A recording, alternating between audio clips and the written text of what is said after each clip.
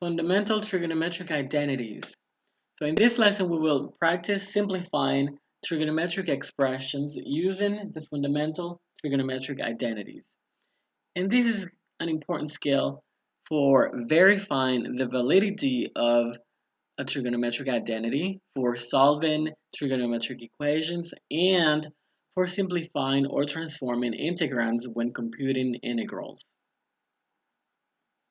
The fundamental trigonometric identities, we have already encountered them and we have already learned them. So they are collected here in this page.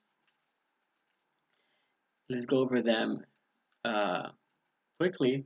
We have the quotient and reciprocal trigonometric identities, where tangent is sine over cosine, the secant is the reciprocal of cosine, the cosecant is the reciprocal of sine, and the cotangent is the reciprocal of tangent. The cotangent is the reciprocal of tangent, and depending on the context, we might just, instead of writing it like this, we might write it as cosine over sine. All right, and we also have the identities related to symmetry, the even and odd properties of trigonometric functions. Remember that cosine and its reciprocal are both even, meaning that if you have a negative inside, it gets absorbed, like you can just drop it. So cosine of negative x equals cosine of x. And secant of negative x equals secant of x. The other four trigonometric functions are odd, meaning that if you have a negative inside the trigonometric function, then you can bring out the negative outside. So for example, sine of negative x equals negative sine of x, and same for all the other ones. Sine, tangent, cosecant, and cotangent. You also have the trigonometric Pythagorean identities, cosine squared plus sine squared equals 1. And then the other two identities that come from this one by dividing both sides by either cosine squared or by sine squared and simplifying. So these are the other two. 1 plus tangent squared equals secant squared, and cotangent squared plus 1 equals cosecant squared. And lastly, we have the cofunction identities. So if x is measured in radians, then since cosine and sine are cofunctions, that means that you can pass from the cosine to the sine as long as you pass also to the complement of the angle. So that would be pi over 2 minus x if it's in radians.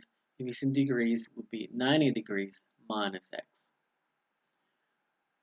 And you can also change sine to a cosine, provided that you do the same thing. You pass to the complement. And the same thing for any other pair of cofunctions. So tangent and cotangent, secant and cosecant. All right, and lastly, we have the exact values of the basic trigonometric ratios for special angles. Those sometimes, well, these often also come in handy for simplifying things. Okay, so let's start with our first example. The first example says we have to simplify these expressions.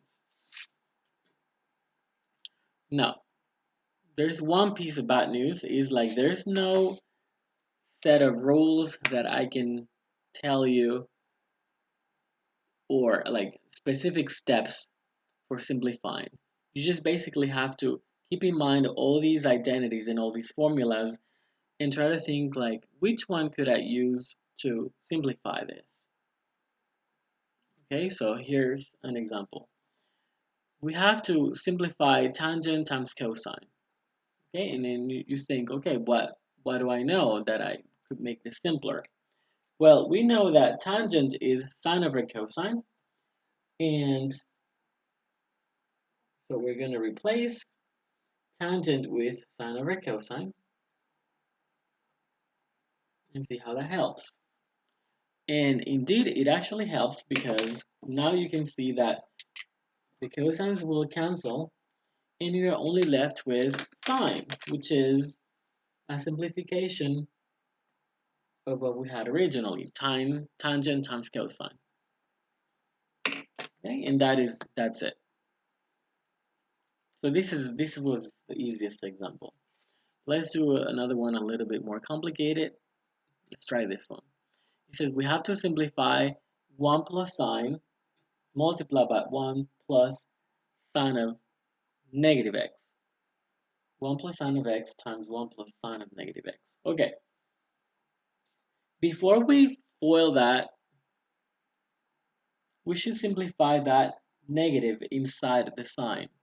And we can do that by using the fact that sine is odd. So that means you can pull out the negative outside. So sine of negative x is actually negative sine of x.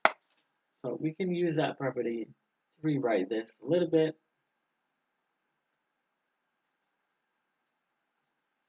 So pull out the negative outside and this is going to become 1 minus sine of x. Okay, now you think, what else can I do? Well, you can just multiply that out as you learn doing college algebra. So you FOIL this, that times that, that times that, that times that, and that times that. Okay, so let's see what we get. We get 1 times 1 is 1. 1 times negative sine of x would be negative sine of x. Sine of x times 1 is sine of x. And then positive sine of x times negative sine of x would be negative sine squared of x.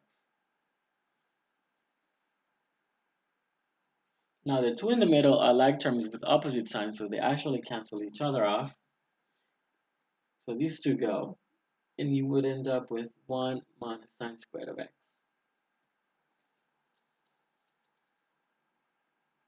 Okay, so that's what we have. Now, every time you have a sine squared or a cosine squared, that should remind you of the trigonometric Pythagorean identities. Okay, so every time you see a sine squared or a cosine squared, that should remind you of this identity. Or similarly, whenever you see a tangent squared or a secant squared, that should remind you of this other identity, 1 plus tangent squared equals secant squared. Or finally, whenever you see a cotangent squared or a cosecant squared, it should remind you of this version of the trigonometric Pythagorean identity. So I see here a 1 minus sine squared. So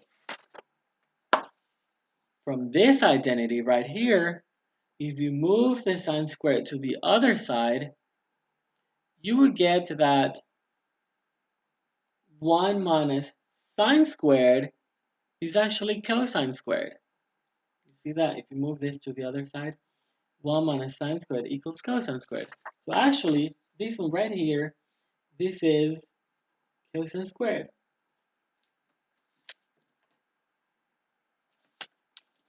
And that would be it.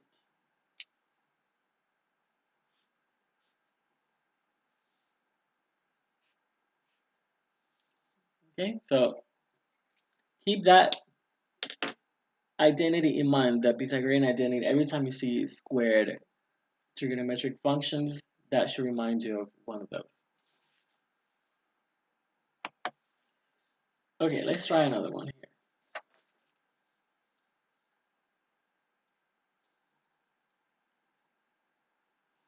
All right, I see a bunch of negatives, and we can simplify those by using the even, odd properties of trigonometric functions. So that's what we're going to do to begin with.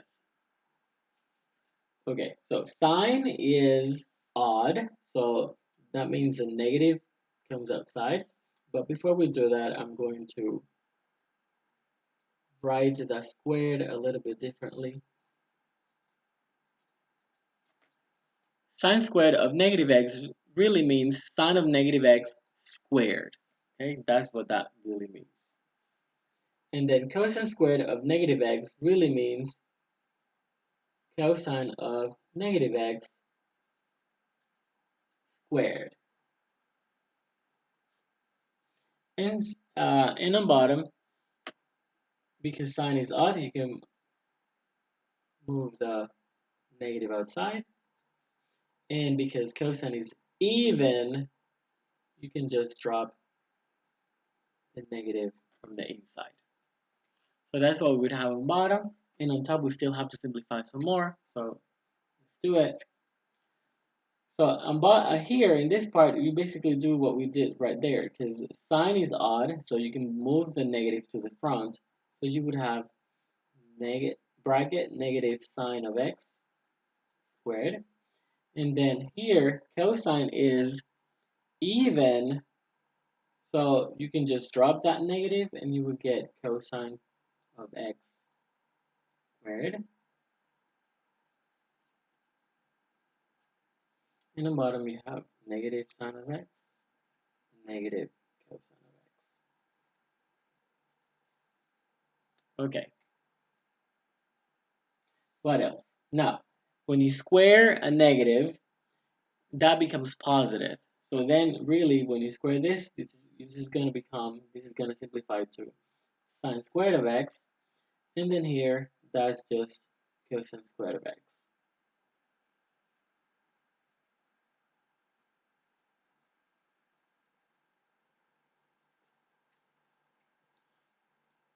All right.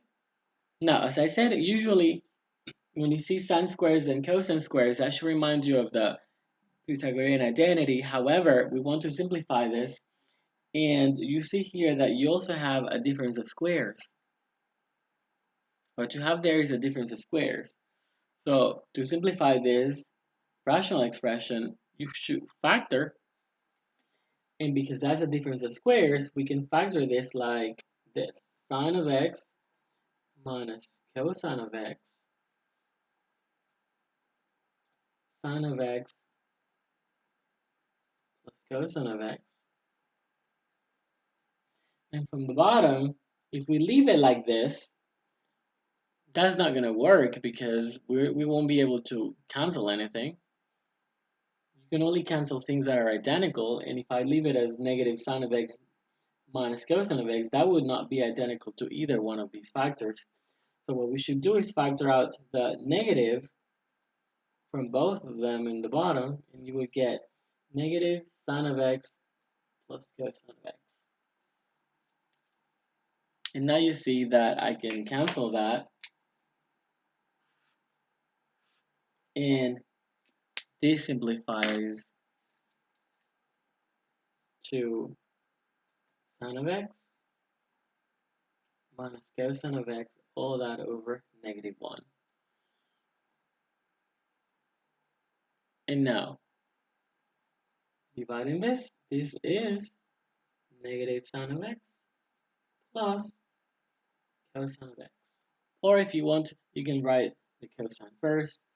You can say this is the same as cosine of x minus sine of x. Okay, so whenever you see negatives inside sines and cosines, that's one of the first things you should really do. Get rid of them by using the symmetry identities, the properties of even and odd. Okay, then what did we do after that? We squared. And then here, in order to simplify the whole thing, because that's our goal, to simplify this, that's where the instruction simplify. This is rational expression in terms of sines and cosines. So just like in college algebra, to simplify rational expressions, you have to factor the top and the bottom as much as possible. So we notice then that the top is the difference of squares. So we used the formula for difference of squares in order to factor that. And then we notice that if we leave the bottom like that, we wouldn't be able to cancel because it wouldn't be identical to either of these. So you can just factor that a little bit by factoring out the negative, and then you see that you can cancel. Canceling that gives you a negative 1 on bottom, and then you can either leave it like that, dividing that by negative 1 is negative sine of x, dividing that by negative 1 is the positive 1, cosine of x. You can leave it like that, or you can just write the cosine first. Okay, either one. Okay, so you see basically this is trying to think of all the things you know, throw at it all the things you know in order to try to simplify it. It might require something from college algebra, such as the difference of squares, formula to factor, or something from trig, like even and odd properties of trig functions. Okay, you should really try that one. So you should pause the video and try to simplify this. Think about what would you do to simplify this? There's got to be something that you can do to simplify it. So what would you do?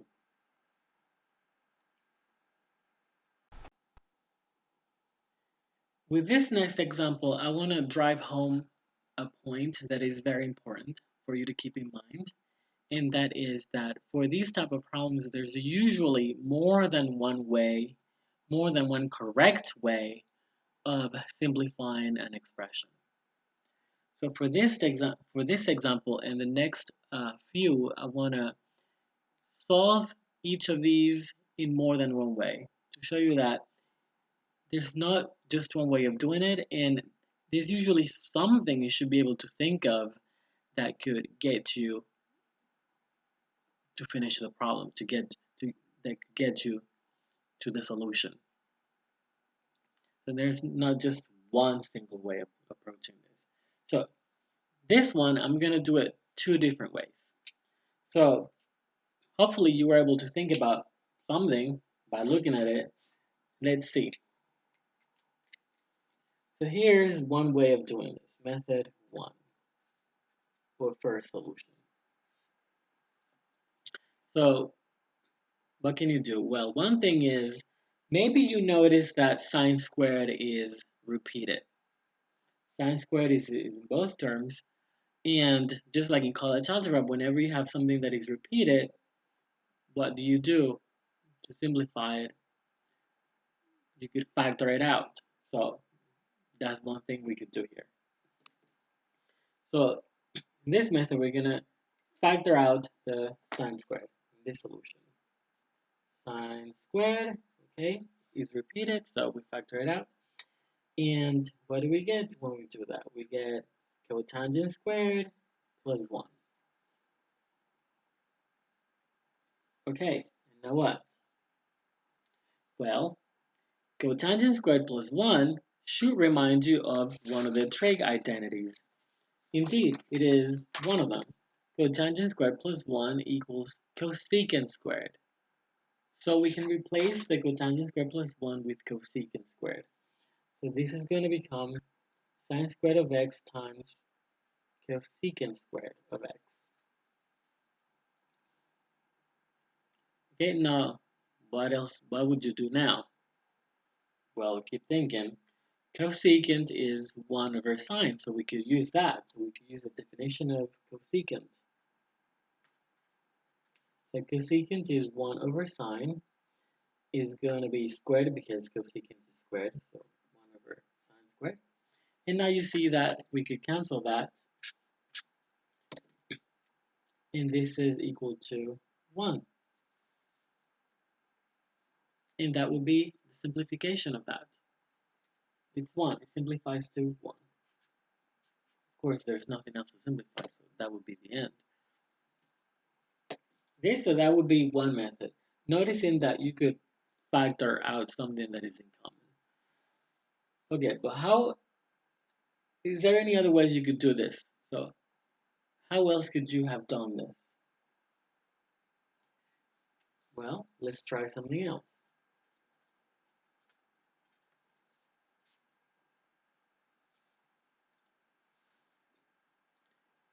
You could have perhaps thought that maybe you can replace the cotangent with its definition. Remember that cotangent is the reciprocal of tangent, but it is also, in terms of sines and cosines, it is cosine over sine.